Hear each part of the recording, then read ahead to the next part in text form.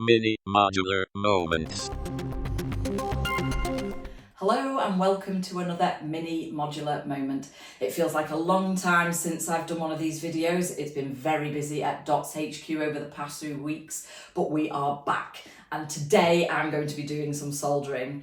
I haven't done soldering for quite a number of weeks. I feel like I've forgotten everything, but I do appreciate the comments that we got on the last couple of videos. I've got a load of tips, so I've written some down so that I won't make the same mistakes again.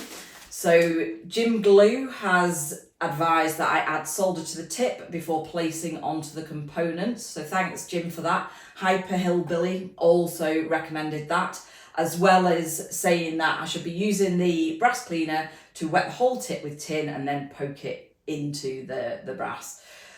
He also advised to press the hot tip onto the leg to turn it to hot before I add the solder, because I was having problems last time in that the solder wasn't melting because the leg wasn't hot enough.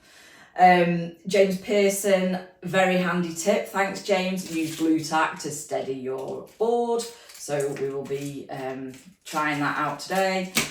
Draconian Rhythms suggested that I use one hand to hold the build and also feed the solder, and the other hand to control the iron. Previously, I was letting the board precariously wobble and trying to just hold in the solder with my left hand, so I'm going to try that out. Might get a better result.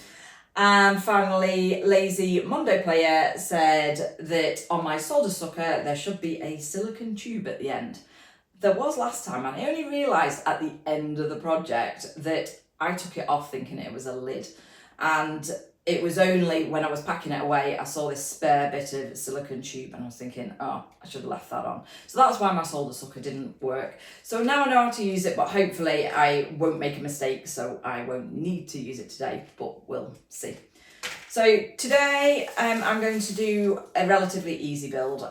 I have the Making Sound Machines Farbfolder, a wave folder, and the Making Sound Machines Farbshaper. So I'm going to make one of these. I think I'm going to do the Farbshaper today. Jim Glue has also very kindly given me a new soldering iron tip. So thanks Jim for that. We will be using this tip today, so we'll see how that goes. And I am finally accompanied by a nice little bottle of Doom Bar to keep me relaxed on this sunny Sunday afternoon. So let's crack on. Okay, so I've got the build guide here. Tools that I'll need: lead-free solder, some pliers, and the soldering iron. Here's what you'll find in the kit. Front panel, there we have it. PCB with pre-soldered components, yep. And then 4 Funky Kong jacks and knurled nuts. 4, yeah. 3 potentiometers, yep. 3 black hex nuts. Oh, that's them, isn't it? 3 Rogan soft touch potentiometer caps, yep. 1 2.5 pin header for power, that must be that. 1 3D printed light guide. Eh? Oh, that must be that. 3D printed light guide for LEDs. All of the SMD components on the PCB have already been assembled. Woohoo! Yes! That's good news. So this is a very quick build. However, it does require very careful and precise soldering. Avoid touching the SMD components with your hands and be very careful not to touch them with your soldering iron. Take your time and use an iron with a reasonably small tip. Well, we have a tiny tip here, thanks to Jim. So yeah, we've got the right gear. Start by placing the 2x5 power header. Make sure that it sits on the correct side. The long pins should be on the same side as the large module name print. The short pins stick through the PCB and should be soldered on the SMD component side. So that's where it goes. That's easy.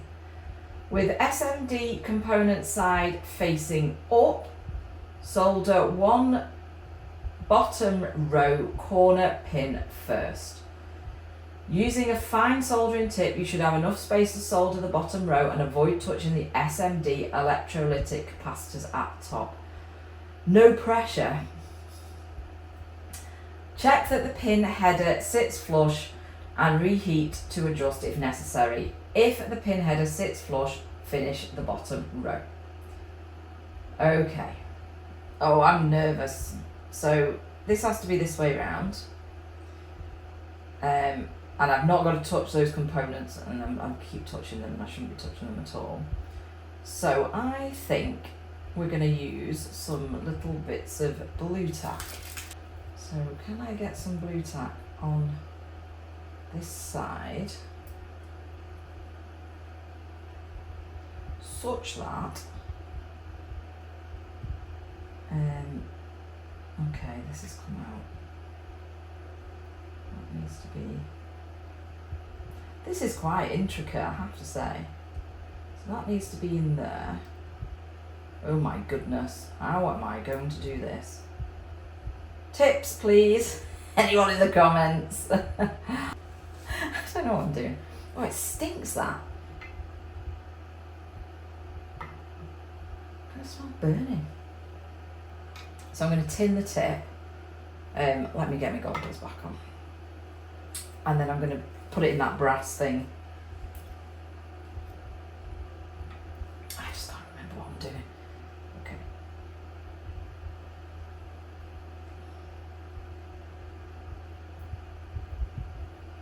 Whoa, oh gosh, I've got it going everywhere there. Okay, so I'm putting it in that brass thing. So that's tinning the tip. And then just get a bit on your solder first, on your tip. Please tell me if I'm doing this wrong. And then I just need to get it on that. Oh, I don't think that's a very good joint. Oh, tell me I'm gonna have to use my solder sucker. It's kind of gone in a great big blob across the top. Where's that solder sucker? I put it away, hopefully, in the hope that I wouldn't have to use it. And now I can't remember how you use it. I think you like put the soldering iron to the thing and then put that on it. I don't know what I'm doing. Help me. Okay. I can't touch any other component, and it's really hard. I can't do that with my so what do I do with this? Do I do that and then I think I do that? Oh god, I'm probably doing this all completely wrong.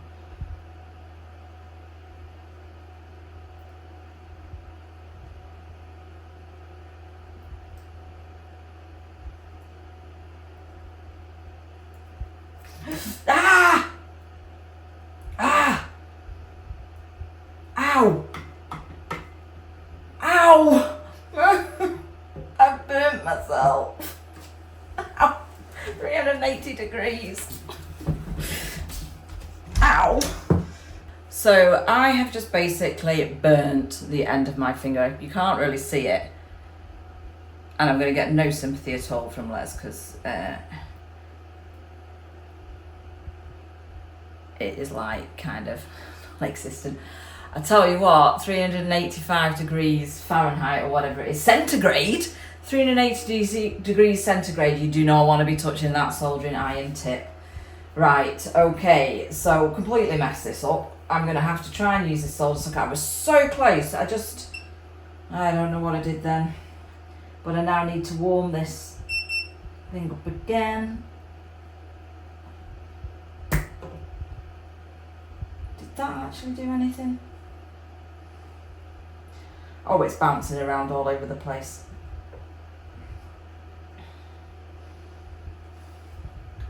Let me just try one more time.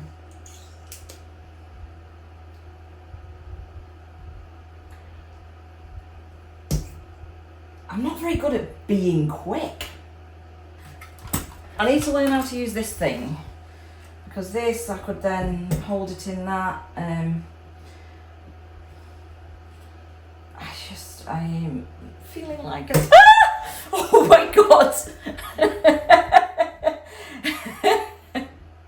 Mr. Dot has just scared the life out of me. I've burnt my hand. 380 degrees, it's wrecking. Touch the soldering iron. Yeah. Don't do that. No.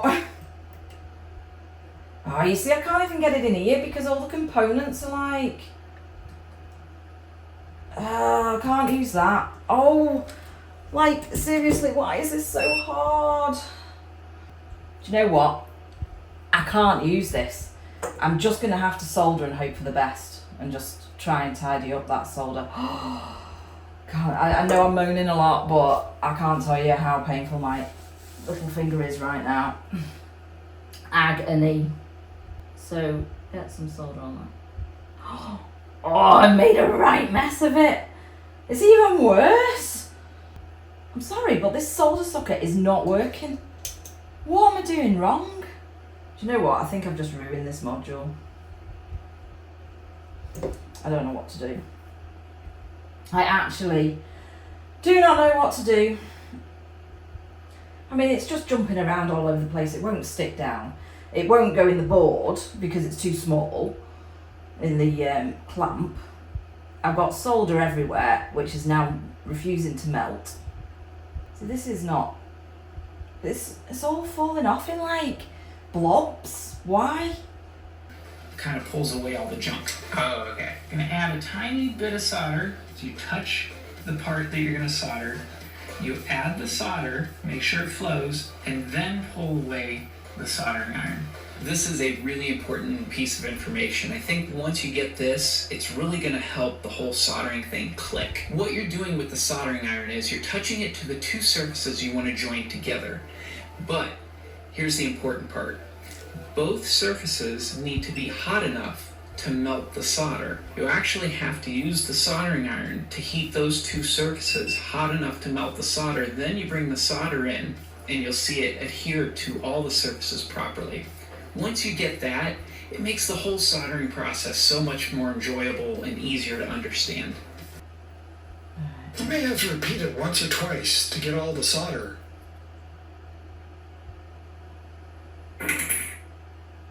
To remove the solder from the pump, simply push the piston back in. Repeat the process for the other capacitor connection too. I don't understand this. It's never happened before and I don't know what I'm doing different.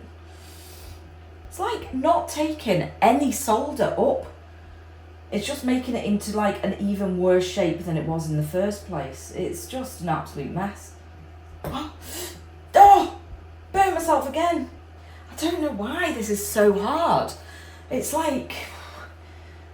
It's just not... The solder's just going in lumps and maybe it's because it's lead free, I don't know, but it's just... It didn't do this last time. One on the right. What's happened with that? It's all lumpy. I think I tried to like use the solder sucker.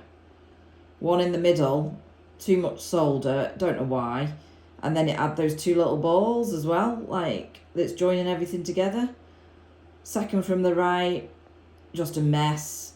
It just looks too much solder, but it's like it's not seeping into the holes. It's just sitting on the top in a great big ball, and then the one on the left, that's a mess. I tried to solder sucker it and it didn't work. So any advice?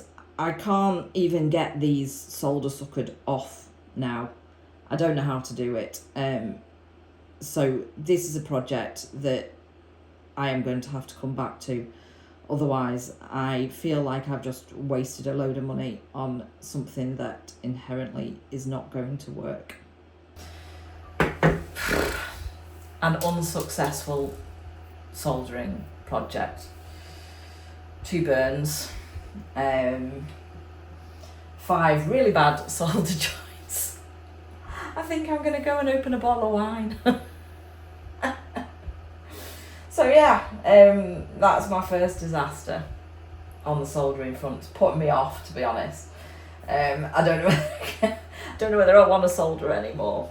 I like the concept of it, but I have no idea why it's not working. I'll do one last ditch attempt of trying to get some of this solder off, particularly on that middle component. but I can't even.